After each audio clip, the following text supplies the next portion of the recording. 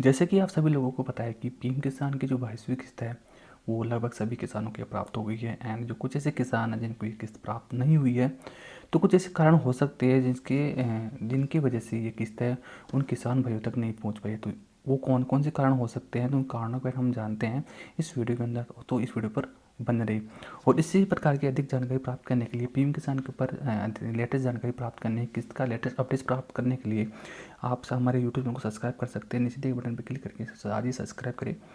तो इन कारणों के बारे में हम जान लेते हैं ताकि आगामी जो किस्त है 23वीं किस्त के साथ में आपकी जो 22वीं किस्त है वो प्राप्त हो सके।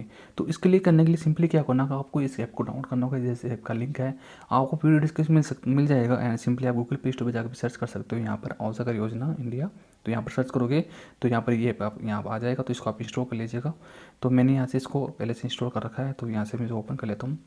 तो आपको यहाँ पे पीएम किसान के टैब में जाना है और वहाँ पे क्लिक करने के बाद में आपको ये जो पोस्ट है आपको दिख जाएगी।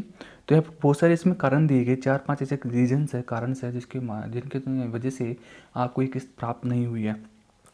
अगर आपने इसका जो पहला कारण, अगर आपने फार्मर रजिस्ट्री रिपोर्ट नहीं की है तो अभी आप जाइए ई-मित्र के माध्यम से अपनी फार्मर रजिस्ट्री पूरी करवाइए।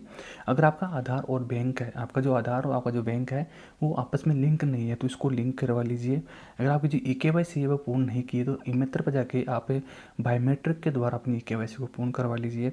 अगर आपकी भूमि सीडिंग नहीं हो रखी है कि आपकी भूमि जो कितनी आपके पास हेक्टेयर भूमि है उसकी सीडिंग इस पोर्टल पे यानी कि पीएम किसान के पोर्टल पे नहीं चढ़ाई हुई है, तो उसको जाकर आप सिंपली इसको चेक कर सकते हैं कि उसकी आप शेडिंग करवा सकते हैं।